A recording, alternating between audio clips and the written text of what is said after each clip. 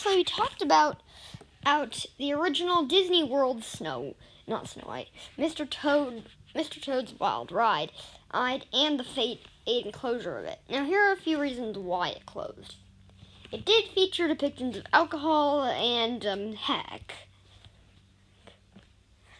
But now we're moving over to Disneyland for the major changes made to the ride for the 1980s overhaul of New Fantasyland.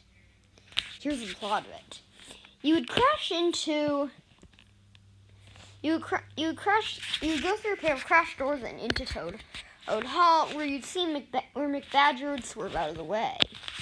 You would then crash into a fireplace for a brief encounter outside, for a brief look outside into the queue area, before finding yourself in the hallway of Toad Hall, where you take a sudden turn into the kitchen and Molly would swerve out of the way.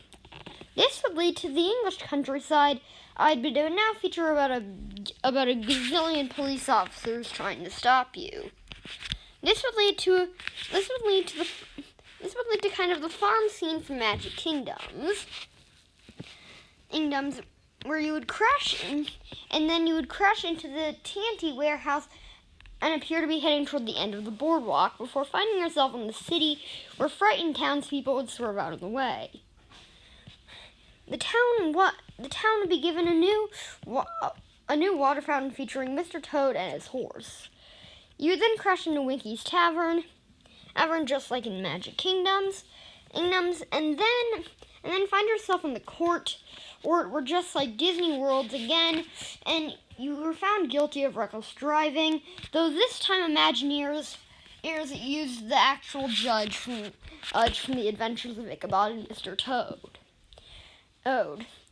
Just like the original, you would crash into a train and find yourself in Heck, where the judge would appear as the devil. Mr. Toad's Wild Ride has actually seen zero changes from its new Fantasyland version, as it's a very popular attraction, and fans would definitely see if Disney closed it, even just for a little refurbishment. Oh yeah. Disney, do not even think about closing Mr. Toad's Wild Ride at Disneyland.